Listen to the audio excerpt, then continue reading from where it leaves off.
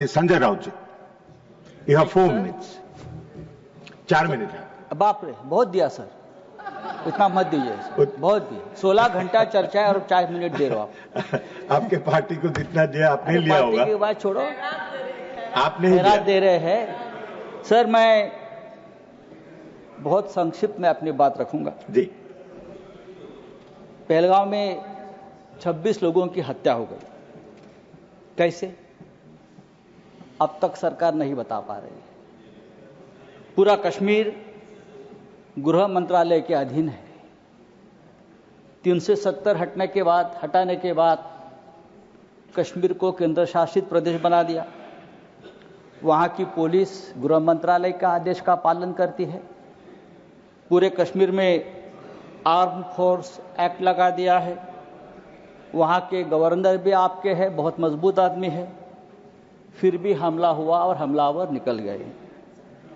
Governor ने भी अपनी चूक मान्य की है कि ये चूक हो गई है, सुरक्षा में चूक हो गई है। अगर सुरक्षा में चूक हो गई है, 26 लोग मारे गए हैं, सिंदूर उजाड़ दिया है 26 हमारे माता भगिनों का, तो उसकी जिम्मेदारी कौन लेगा और इस्तीफा कौन देगा? जिम्मेदारी लेकर पंडित नेहरू देंगे?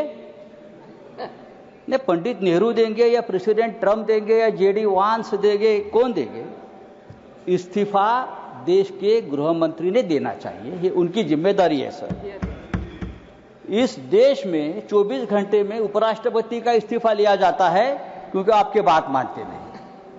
लेकिन 26 लोगों की हत्या होने के बावजूद किसी का इस्तीफा नहीं, किसी से माफी नहीं। ये इस देश की स्थिति है। हमारे आदरणीय प्रधानमंत्री अपने आप को ईश्वर के अवतार मानते हैं, उनके भक्त उनको ईश्वर के अवतार मानते हैं। वो भी कहते हैं, उनका कहना है कि मैं समय से पहले समय को भांप लेता हूं, ये ईश्वर की कृपा है।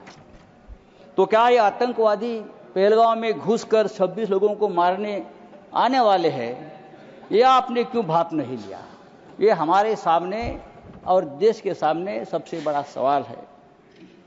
मैं कांग्रेस के हमारे जो नेता है उनसे कहना चाहता हूं, मेरे बाजू में बैठे हैं, यहां कल से मैं जो बड़े बड़े भाषण सुन रहा हूं, चाहे राजनाथ सिंह जी हो, चाहे हमारे विदेश मंत्री हो, चाहे नड्डा जी हो, सबको पंडित नेहरू की बहुत याद आती है।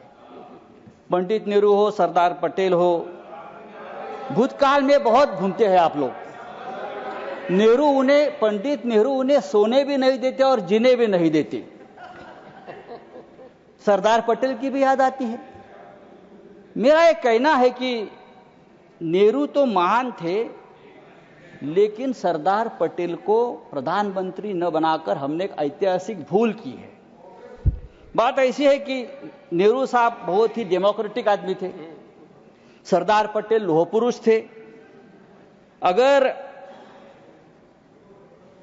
सरदार पटेल ऐसे नेता थे जिसने पहली बार आरएसएस पर प्रतिबंध लगाया था। अगर सरदार पटेल जीवित होते और 10 साल, तो ये लोग आज सामने दिखते भी नहीं। आरएसएस को पूरे आजीवन प्रतिबंध लगा देते। समय समाप्त हो रहा है, उनकी विषय पर बोलिए। फेंक देते।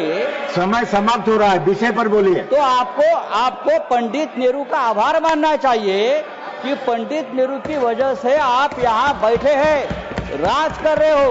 ये पंडित नेहरू की मेहरबानी है। अगर सरदार पटेल प्रधानमंत्री होते तो आज आप हमारे सामने सत्ता में हो या देश में दिखते नहीं, उखाड़ कर फेंक देते। सर नहीं सर, सरकार ने आपका समय समाप्त हो गया। मैंने बोला था आपको, लेकिन आप उलझे हुए थे। मैंने आपको बोला था। सरकार बोल रही है, समय समाप्त हो गया आपका। हमारे सामने अब मैं नेक्स्ट स्पीकर बुलाऊंगा। पाकिस्तान हमारे सामने गिड़गिड़ा रहा था, हाथ जोड़कर हमसे रिक्वेस्ट कर रहा था कि सीजफायर कर लीजिए, युद्ध विराम कर लीजिए। अगर युद्ध विराम किया है तो युद्ध विराम के बदले में हमको क्या मिला? आप मुझे बताइए। बात तो पीओके पर होनी थी, क्या समाप्त रोके कीजिए, मिला? समाप्त कीजिए। धन्यवाद। कम से कम जो कुलभूषण जाधव 15 साल से उस जेल में तड़प रहा है भारत का, उसको तो छुड़ाना चाहिए था। एक बात करनी चाहिए थी, हमारा कुलभूषण जाधव स्पीकर बुला रहा हूं संजय राउत साहब, अब सीनियर मेंबर है, 15 साल से समाप्त कीजिए। तड़प रहा है, उसकी तो मांग होती। हमारे पास से मछुआरे Shankar Rao Sawant. Nothing will go on record except